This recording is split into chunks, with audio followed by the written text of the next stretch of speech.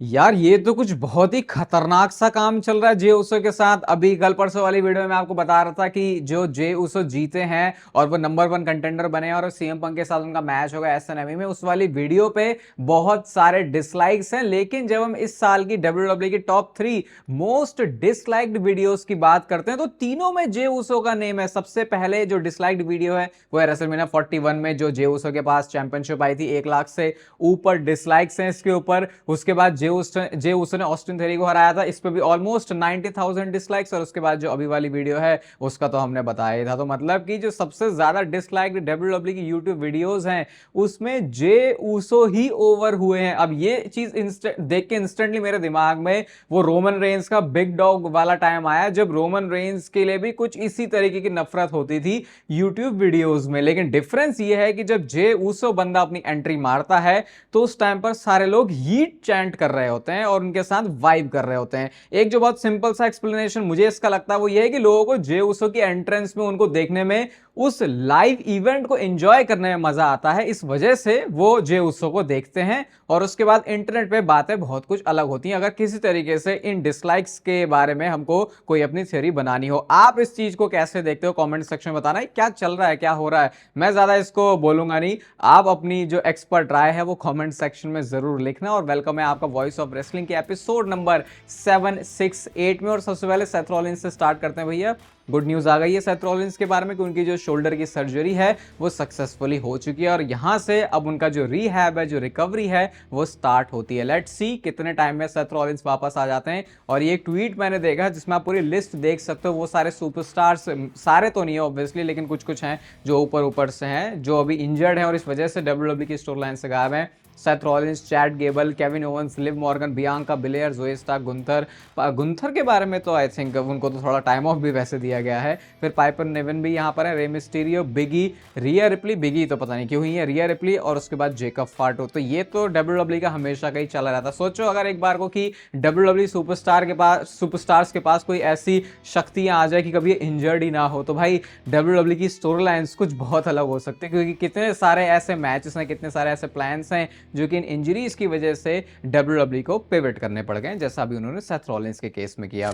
अभी आपको पता है रिसेंटली टीकेओ के अंडर आने के बाद, ये मर्जर के बाद डब्ल्यूडब्ल्यू को लेके बहुत ज्यादा क्रिटिसिज्म मिलता है पैसों को लेके। भैया इनकी टिकट्स की जो प्राइस है वो काफी ऊपर हो गई है। पहली बार इसका डेटा आया है कि ये बड़ी कितनी है। और रेसलनॉमिक्स जो कि इन्हीं सारी चीजों के बारे में, क्या नंबर्स कैसे चल रहे हैं उसके बारे में बताते रहते हैं, इन्होंने कहा है कि डब्ल्यूडब्ल्यू की टिकट्स ये टीकेओ के आने के बाद ऑलमोस्ट क्या डबल से भी ज्यादा हो चुकी है। पहले जो डब्ल्यूडब्ल्यू टिकट्स का एवरेज प्राइस था, ऐसे मान लो कि उस टाइम पर अगर कोई टिकट $59 की थी तो अब वो $120 की है। तो इसको आप हर केस में डबल कर लो। इवन कई तो जो रिंग साइड वाले पैकेजेस हैं, क्योंकि उसमें डब्ल्यूडब्ल्यू के पास रूम बहुत होता है अपना अच्छा मार्जिन बनाने के लिए, तो उसके तो डबल से भी ज्यादा हो गए। लेकिन अगर एक एवरेज देखा जाए तो अगर कोई टिकट $59 की थी उस टाइम पे, तो अब ये $120 की है। ये तो मतलब अब सोचो अमेरिका में रहने वाले लोगों के लिए डब्ल्यूडब्ल्यू अफोर्ड करना मुश्किल हो गया है। फिर यहाँ से तो हम क्या ही बात करें कि आप अमेरिका में जाके कोई शो देखो, क्योंकि फिर तो आपके पास और सारे टिकट्स और एक्सपेंसेस जुड़ते हैं। वो तो अपना कोशिश करते होंगे भाई कि चलो घर से निकले, कोई भी शो देख के आए, उसके बाद वापस आ गया। लेकिन अगर कोई बाहर से ओवरसीज ट्रैवल कर रहा है तो भाई उसके मुंह पे तो तगड़ा वाला फटका पड़ेगा। और अब तो जो डब्ल्यूडब्ल्यू के प्राइस हैं वो खुद भी ज़्यादा हाई हो गए हैं। तो उस केस में अब जो बाहर के फैंस हैं उनका तो छोड़ो, यूएस के फैंस के लिए अफोर्ड करना मुश्किल हो रहा है। एंड्राडे से रिलेटेड सिचुएशन इतनी कॉम्प्लिकेटेड और फनी होती जा रही है, मैं आपको क्या बताऊं। तो एंड्राडे के बारे में देखो, पिछले कुछ सालों में हम देख रहे हैं डब्ल्यूडब्ल्यू में थे, एईडब्ल्यू में गए, फिर उसके बाद डब्ल्यूडब्ल्यू में आए, फिर उसके बाद एईडब्ल्यू में दोबारा चले गए। और अब आपको शायद ऐसा लगा होगा कि कहानी खत्म हो चुकी है, लेकिन कहानी खत्म नहीं हुई थी, क्योंकि डब्ल्यूडब्ल्यू ने एंड्राडे के ऊपर वो नॉन कम्पीट क्लॉज लगा दिया। क्योंकि भैया तुम जो है 1 साल तक कंपीट नहीं कर सकते, और वो 1 महीने में जाके चले गए। तो अब क्या हुआ है, डब्ल्यूडब्ल्यू इस पावर का यूज कर रही है कि वो नॉन कम्पीट क्लॉज लगाएंगे एंड्राडे के ऊपर, ताकि वो दोबारा से एंड्राडे को, जो कि अब डब्ल्यूडब्ल्यू से एईडब्ल्यू में जा चुके हैं, दोबारा से डब्ल्यूडब्ल्यू कंपनी में। भाई चल क्या रहा है ये, अगर एंड्राडे तुम्हें इस लेवल का सुपरस्टार लगता है तो जब भी तुम्हारे पास होता है तुम इसके साथ कुछ करते नहीं हो। और उसके बाद एंड्राडे का भी पता नहीं कौन सा दिमाग खराब है, पता नहीं क्या, मतलब एंड्राडे चाह क्या रहे हैं वो भी समझ में नहीं आ रहा मेरे को। तो उनके वो अर्ली एनएक्सटी वाला टाइम, उसके बाद मेन रोस्टर में जब वो आए थे, और आई थिंक वहां से ये काली जुबान वाला नाम डाल दिया था मेरा लोगों ने कि भाई आपने एंड्राडे के बारे में तो बहुत बोला था एनएक्सटी में ऐसा ऐसा, मेन रोस्टर में आके विंस मैकमैन ने ऐसी की तैसी कर दी थी। लेकिन एंड्राडे ट्रिपल एच का हमेशा से एक बड़ा प्रोजेक्ट रहे हैं। तो बड़ा वियर्ड है कि भाई बंदा अब AEW में भी गया तो वहां पे भी अभी वो सेटल नहीं है और चांसेस हैं कि वो दोबारा से WWE कंपनी में आ जाए। वो वेलनेस पॉलिसी उन्होंने पता नहीं क्या क्या गड़बड़ किया था, वो तो और ज़्यादा कॉम्प्लिकेटेड चीज़ है, बट जो भी हो रहा है बहुत फनी हो रहा है। अभी इस तमाशे के साथ हम लोग बने रहेंगे क्योंकि आने वाले कुछ हफ्तों में अंद्रादे से रिलेटेड ऑब्वियसली काफ़ी सारी चीज़ें होंगी, क्योंकि वो WWE के बाहर तो कम्पीट कर नहीं सकते, क्योंकि WWE ने अब उनको जगड़ के रख लिया। बेचारा AEW वाले भी सोच रहे होंगे यार कोई अच्छा सा अपने हिसाब किताब निपटा के आता, और मैं तो ये सोच रहा हूँ कि क्या ये डील होती है तो ये सारी चीज़ें बीच में देखते नहीं है, और अगर देखते हैं तो फिर AEW ने अलाउ भी कैसे कर दिया कि अंद्रादे को वो अपने शो पर कम्पीट कराएं, क्योंकि अगर लीगली जाएं तो ये एक बहुत बड़ा डिस्प्यूट भी हो सकता है।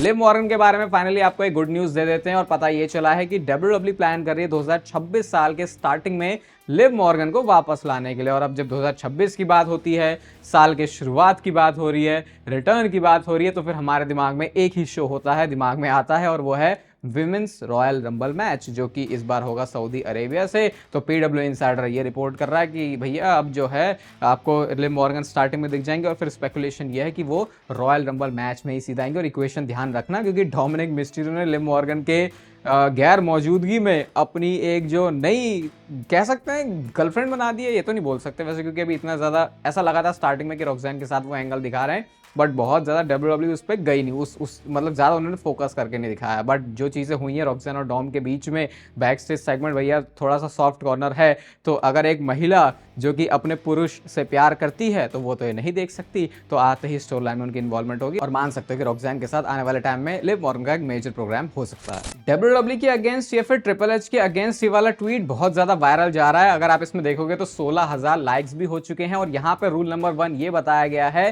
कि कभी भी ऑर्गेनिक वे में अपने आप को ओवर मत करो। और यहाँ पर बात हो रही है LA नाइट की, क्योंकि जिस तरीके से रिस्पॉन्स फैंस ने दिखाया हमेशा से LA नाइट के लिए, LA नाइट को वो अपॉर्चुनिटी नहीं मिल पाई, और जैसे अभी बैटल रॉयल वो जीते नहीं और उसके बाद वो नहीं जा रहे SNME में CM पंक से लड़ने, तो फिर ये LA नाइट के फैंस का तो कुछ अलग ही लेवल का आउटरीच आया है। और क्या ये बात एकदम सही भी है, क्योंकि विंस मैकमैन भी जब थे तो उनको खुद से अपनी क्रिएशन को फलते फूलते हुए देखने में मजा आता था। इसका प्राइम एग्जांपल मैं आपको रूसेफ डे वाला दे सकता हूं, और सेम शायद कहानी ट्रिपल एच के साथ भी है। भाई कैरन क्रॉस के साथ जो चीज हुई है वो मेरे दिमाग में भेजे में अभी तक घुसी नहीं है। एक तरफ तो आप जे उसो की बात करते हो कि भैया स्टोरी लाइन तो ऐसी है वैसी, तो क्या हो गया भाई, बंदे को रिस्पॉन्स अच्छा मिलता है, वो मर्चेंडाइज अच्छी बिक पाता है, तो यही सेम काम तो शायद LA नाइट भी करते हैं, तो LA नाइट के साथ ऐसा क्यों कुछ नहीं हो रहा। तो यहाँ पे आ जाती है कि आपके फेवरेट्स कौन है, और ये चीज इस बिजनेस में हमेशा ही रहेगी, चाहे आप क्रिएटिव कंट्रोल किसी के भी पास दे दो, और ये थोड़ी थोड़ी ह्यूमन टेंडेंसी भी है। तो अभी तो इस वजह से ट्रिपल एच को जो है बहुत बहुत बहुत ज्यादा नफरतें भी पड़ रही हैं, और हर बार जब मनी इन द बैंक का शो आता है तो यही बात आ जाती है कि क्या इस बार LA नाइट जीतेगा। और अभी तो इन्होंने मनी इन द बैंक के जो अगला वाला शो होने वाला न्यू ऑरलिंस में, उसकी डेट भी चेंज कर दी है। मेरे को एग्जैक्ट रीजन समझ में नहीं आया कि क्या था ये, बट ये ओरिजिनली शेड्यूल था 29 अगस्त के लिए, बट अब ये जो नई डेट आई है वो है 6 सितंबर की। और भाई इस बार मतलब अगले बार जो समर स्लैम है वो पहले हो जाएगा और मनी इन द बैंक उसके बाद होगा। तो ये तो मेरे दिमाग का जो कैलेंडर है WWE का उसमें फिट नहीं बैठ रहा, क्योंकि हमको तो आता था मनी इन द बैंक पहले देखने की, फिर समर स्लैम का भी वो शो होता है जहां पर हम सोचते हैं कि यार कैश इन हो सकता है, WWE शो को बड़ा बनाती है, और वैसे भी 2 नाइट्स का जब से समर स्लैम हुआ है तो फिर ये तो अपने आप में वैसे ही बड़ा शो हो गया। बट इस बार मतलब अगली बार मनी इन द बैंक जो है वो समर स्लैम के बाद होगा, तो लोगों के दिमाग में ये बात भी नहीं घुस रही। तो बहुत ज्यादा ऊपर नीचे अब ये करके देख रहे हैं। अभी सिंपल सा कंपनी का माइंडसेट लग रहा है भाई, हर वो चीज करेंगे जिससे ज्यादा से ज्यादा पैसे बनाए जा सकते हैं, और स्टोरी लाइन के ऊपर फोकस कम, और कैसे किसी चीज में कम से कम इन्वेस्टमेंट करके ज्यादा पैसे कमाए जा सकते हैं, वो इस समय WWE का मेन मोटिव है। गोल्डबर्ग एक बार फिर से आ चुके हैं भाई हेडलाइंस में, और इस बार आप बताना क्या गोल्डबर्ग ने जो बातें बोली है वो इंटेंशनली बोली हैं या फिर बहुत ही कैजुअल होकर गोल्डबर्ग ने बोली और लोगों ने इसका बहुत ही अलग मतलब बना लिया। तो गोल्डबर्ग ने यहाँ पे अपनी स्ट्रीक की बात करी, और अगर मैं सही हूँ, मेरी WWE वाली मेमोरी सही है, तो पहले भी गोल्डबर्ग इसके बारे में कॉमेंट कर चुके हैं, लेकिन इस तरीके से गोल्डबर्ग को नहीं रेला गया था। तो गोल्डबर्ग ने बोला, पहले तो उन्होंने सम गर्ल करके बोला आस्का को कि कोई है जिसने मेरी स्ट्रीक तोड़ दी थी। आपको पता है WCW के टाइम में गोल्डबर्ग की पूरी एक स्ट्रीक थी, जिस डोमिनेंट फैशन में, जिस डोमिनेंट वे में उनको बुक किया गया था वहां पे, तो आस्का ने फिर उसके बाद वो स्ट्रीक वाला रिकॉर्ड बनाया। तो गोल्डबर्ग ने यहाँ पे यही बोला कि सम गर्ल जिसने हाँ मेरा जो स्ट्रीक है वो वाला रिकॉर्ड बनाया था मेरी तरह। और यहाँ पे गोल्डबर्ग ये कहते हैं क्योंकि उस टाइम मैं WCW में था और मैं इस वजह से रेटिंग लेके आ रहा था, तो WWE के थी पिछवाड़े में चुल के भैया अरे उस टाइम का बंदा, तो चलो हम अपना जो रिकॉर्ड है उसको ऐसे थोड़ा रिफ्रेश करते हैं, और मतलब वो अपने पे लेना चाह रहे थे उसको कि भाई WWE ने ऐसा इसलिए किया क्योंकि मैं उस समय कंपटीशन में था और शायद WWE को वो हिस्ट्री जो है वो रीराइट करनी थी। अब उन्होंने यहाँ पे जो भी कुछ बोला उसमें से सम गर्ल वाली चीज को बहुत ज्यादा फैंस ने उठा लिया, और उसके बाद आप ये पूरा ट्वीट देखो, इतना लंबा चौड़ा ट्वीट है जहां पे क्या क्या आस्का ने आज तक किया है वो सारी चीजें दिख जाएंगी। इतनी लंबी है कि पढ़ते पढ़ते इसको सुबह हो जाए। इसके ऊपर 4000 लाइक्स हैं, तो लोग आस्का को यहाँ पर बहुत ही ज्यादा डिफेंड कर रहे हैं, मतलब उनके सपोर्ट में बात कर रहे हैं। और किसी ने तो 2K गेम की वीडियो ही डाल दी जहां पे NXT में आस्का जो है स्पीयर और जैक हैमर लगा रही है गोल्डबर्ग को।